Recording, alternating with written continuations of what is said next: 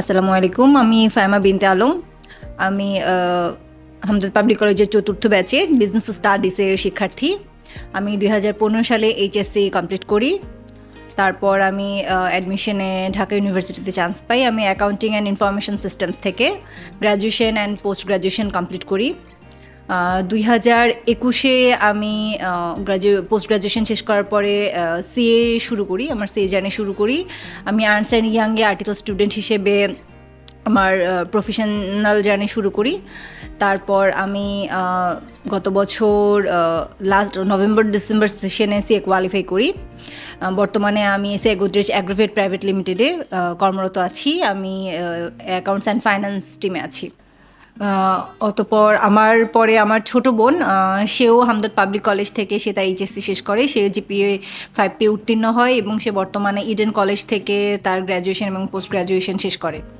আমি কৃতজ্ঞতা জ্ঞাপন করছি হামদর্দ পাবলিক কলেজের প্রতিষ্ঠাতা এবং চেয়ারম্যান ম্যাডামকে এই সুন্দর এবং সুষ্ঠু পরিবেশে আমাদের শিক্ষার পরিবেশ প্রদান করার জন্য। আমরা একদম কলেজের পথ চলার শুরুর দিকে শিক্ষার্থী ছিলাম। আমরা কলেজের একদম হাঁটি হাঁটি পাপুয়া করে যখন কলেজ তার যাত্রা শুরু করে, সে সময়ে আমাদের হাত ধরে আমাদের বেশ গুটি কয়েক শিক্ষার্থীকে কলেজ বিভিন্ন জেলা থেকে আমাদেরকে সে পড়ার সুযোগ করে দিয়েছিল। আমরা সেই সময় একদমই আমাদের প্রাইভেট পড়তে হতো না। শিক্ষকদের নিবিড় তত্ত্বাবধানে আমরা আমাদের পুরো 2 বছরের যেই সিলেবাসগুলো আছে সেগুলো খুব সুষ্ঠুভাবে সম্পন্ন করতে পেরেছিলাম।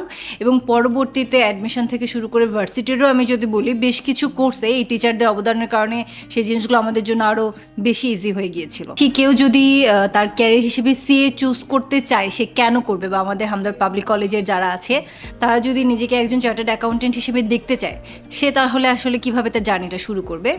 তো প্রথমে আমার গোল ঠিক করতে হবে যে আমি আদৌ হতে চাই কি না।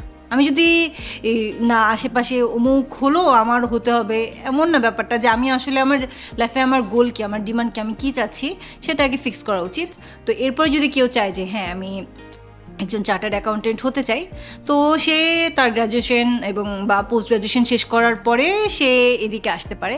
সবচাইতে ভালো হয় যদি সে ডিটারমাইন্ড থাকে যে হ্যাঁ আমি অবশ্যই সিএ করব, তখন সে গ্র্যাজুয়েশনের পরে পোস্ট গ্র্যাজুয়েশনের 1 বছর সময় নষ্ট না করে অ্যাজ আর্লি অ্যাজ পসিবল সিএতে ঢুকে যাওয়া উচিত। এছাড়া এখন আইসিএবি তারা হচ্ছে সিএ জার্নিটাকে আরও স্মুথ করার জন্য এখন প্রি আর্টিকেলশিপ অবস্থাতেই হচ্ছে স্টুডেন্টদেরকে নিচ্ছে, যে একজন স্টুডেন্ট সে গ্র্যাজুয়েশন চালা অবস্থাতেই সে আইসিএবিতে রেজিস্ট্রেশন নিয়ে সে এক্সামগুলো দিতে পারবে।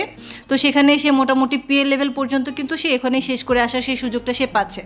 সো গ্র্যাজুয়েশনের পাশাপাশি সে যদি প্রি আর্টিকেলশিপে যে কয়টা সাবজেক্ট পসিবল কমপ্লিট করে যদি সে সিএ ফার্মে জয়েন করে, তখন তার এই জার্নিটা আরও স্মুথ হয়।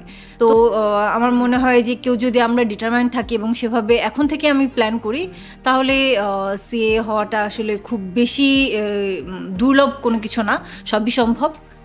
ব্যাপার হচ্ছে স্ট্র্যাটেজিক থাকতে হবে, গোল সেট করতে হবে, অ্যাম্বিশন থাকতে হবে।